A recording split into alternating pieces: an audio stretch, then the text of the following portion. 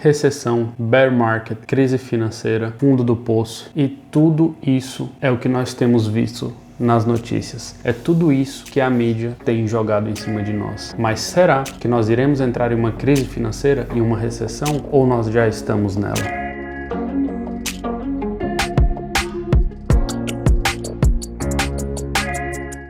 Bom, antes de falarmos se nós chegamos no fundo do poço ou não, nós temos que entender que determinar isso é extremamente difícil e até mesmo os melhores, os maiores economistas, investidores, analistas erram ao fazer isso, então não vai ser eu, mero Darley, que vou arriscar e falar para vocês que chegamos no fundo do poço. Mas, como opinião pessoal, com as minhas crenças, eu acredito que a gente ainda não chegou no fundo do poço. Para nós determinarmos, para vocês entenderem o que eu estou falando, onde eu quero chegar, qual é o meu ponto para falar nós não chegamos no fundo do poço, nós temos que voltar para a base fundamental. O que tem me levado a crer isso? Primeiramente, para nós determinarmos uma recessão, nós temos que ter 2 trimestres com PIBs negativos. E os Estados Unidos, todo mundo já sabe que teve no primeiro trimestre menos 1,6% no PIB. E o Fed de Atlanta, que é o Fed do estado da Geórgia, já soltou, já divulgou que o PIB trimestral dos Estados Unidos deve vir menos 1,2. Sendo assim, nós já estamos em recessão, nós entramos numa recessão. Porém, existe um órgão oficial que tem que declarar que os Estados Unidos está em recessão, que é a NT, alguma coisa blá blá blá lá, que é um órgão que nem tem tanta importância assim, mas só é oficialmente declarado recessão quando esse órgão diz, então não entraremos em recessão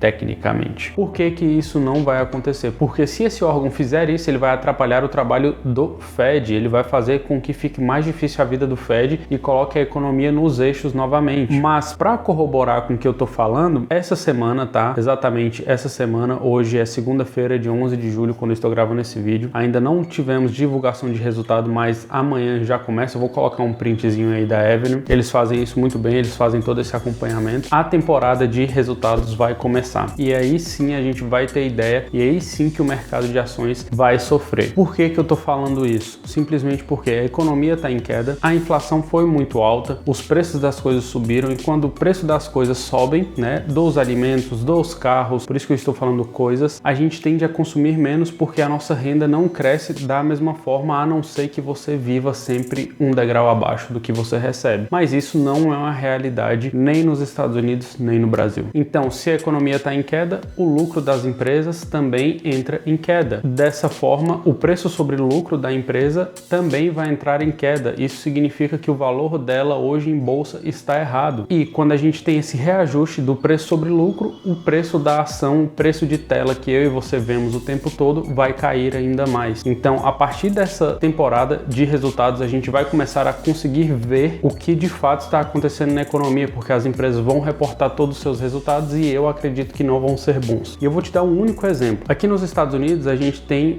uma oferta de crédito muito ampla, mas nos últimos meses, exclusivamente desde janeiro, a oferta de crédito tem sido aquela coisa insuportável. Eu tenho alguns cartões aqui nos Estados Unidos, cartões de crédito, e não é sempre que eles oferecem o zero APR. Esse zero APR, ele tá falando que tudo que eu comprar, eu posso ir lá comprar $10 mil e ir pagando todo mês de pouquinho em pouquinho, igual a gente divide 12 vezes sem juros no Brasil, mas isso não é comum aqui. Então eu posso ir pagando de pouquinho em pouquinho até chegar esses 12 meses e eu não vou pagar nada de juros. Só que $10 mil é muito pouco, Tem cartão aqui, eu conheço algumas pessoas que têm cartão com $80 mil de limite com zero APR. Eu tô falando de você ir lá e comprar um carro à vista no cartão de crédito. E aí você tem esse tempo para ir pagando. E aí com inflação de 8%, você tá pagando 0% de juros nesse período todo. Isso não é uma coisa normal para os Estados Unidos. E a oferta estava tão grande que até mesmo cartões que não tinham esse benefício, eles mandaram e-mail falando que eu podia comprar e parcelar as compras,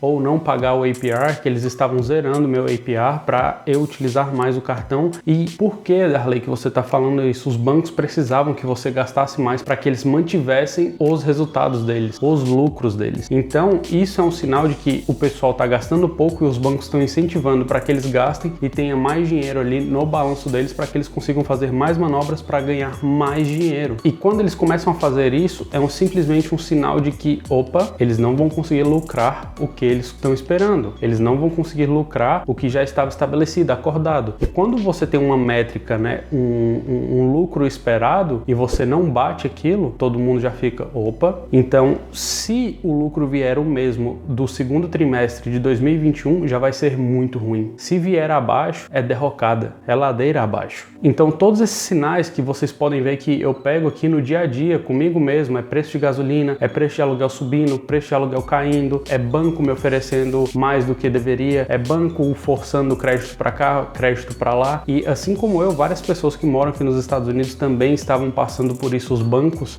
para quem é, né, o bom pagador, segundo o perfil do banco, eles oferecendo cada vez mais para que a pessoa gastasse mais, para que eles pudessem ter mais lucros, porque isso já é um sinal de desespero que as coisas não estão andando da forma que tem que andar. E tudo isso mostra que a inflação é tudo menos transitória. O Fed errou quando disse que a inflação era transitória, que isso ia passar, que tudo ia ficar bem, que eles estavam sob controle, e eles viram e fizeram um discurso falando que eles não sabiam lidar com a inflação como eles achavam que sabiam, né? Eles não estão acostumados igual a gente brasileiro que quebra cerca de arame farpado no peito, né? Com inflação aí de 2 dígitos volta e meia. Isso não é uma coisa normal para os Estados Unidos. A gente começa a ver pessoas meio que enlouquecendo mesmo, porque tem gente que vive aqui de salário em salário também. Então o pessoal começa a ficar meio perturbado, porque tava todo mundo acostumado com inflaçãozinha ali, coisinha pequena todo ano e tal, e agora vem esse boom e a renda das pessoas não cresceram da mesma forma e faz com que fique mais difícil administrar as contas de casa, tenha que escolher ali entre comer mais carne, menos frango, trocar a proteína. E isso também acontece nos Estados Unidos, não é uma exclusividade da realidade brasileira. E apesar de tudo isso que eu falei, da gente apontar que a gente ia entrar numa recessão muito forte, a gente deixou de ver os dados e ver que talvez a gente já esteja em recessão, talvez a gente já esteja passando por ela, só que os mecanismos estão funcionando tão bem que eu não posso falar tão bem, tão ruim, né? Que os mecanismos, eu falo que talvez o mercado financeiro, né, ele esteja mais aprimorado e faça com que a gente esteja passando de forma mais suave durante essa recessão. Mas já no mês passado, no finalzinho, né, do mês passado, a gente teve umas quedas muito fortes nas commodities, que era o que estava causando a inflação daquela forma que doía no bolso toda vez que você ia abastecer um carro, toda vez que você ia no supermercado. E eu separei aqui alguns exemplos, vai estar aí na tela para vocês. Nos últimos meses, né, no último mês exclusivamente, o petróleo caiu 14%, o cobre caiu 18% e o trigo caiu 20%. E quando a gente fala de petróleo, a gente está falando de pintura de carro, pneu de carro, gasolina,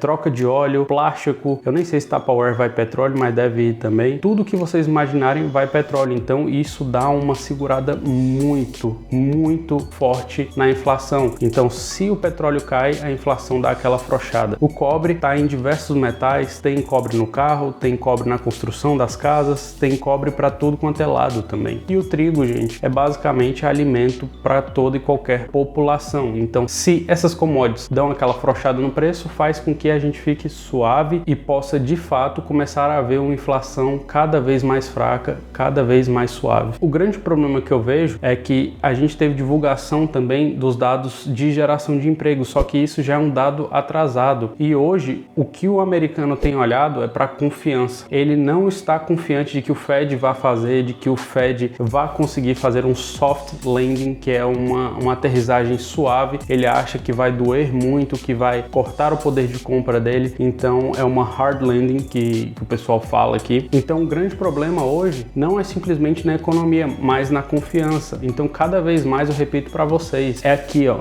é mental, investimento é mental, a economia está baseada cada vez mais na mente. Então se as pessoas deixam de consumir, a economia deixa de girar. Então se as pessoas não têm confiança, elas deixam de consumir e a economia deixa de girar e o Fed passa a ter cada vez mais dificuldade em fazer as coisas acontecerem. Se as pessoas acreditarem que estamos em recessão, provavelmente vamos passar por difíceis períodos de recessão, mas eu acredito que a gente já está em recessão, a gente já está passando pela recessão, a gente vai ver isso claramente no resultado das empresas no segundo trimestre agora, e eu acredito que ali depois, ali entre o terceiro e quarto trimestre, a gente vai ver bons resultados, a gente vai ver as empresas começando a darem aquele up e a gente vai ver as coisas começarem a andar novamente. Mas é lógico, pessoal, tudo isso que eu tô falando é se não acontecer nenhuma catástrofe de novo, nada que vá parar a economia, fechar a economia. E, de fato, a gente só vai andar quando a China andar. tá? A China precisa resolver o que ela tem para resolver lá, porque hoje a China,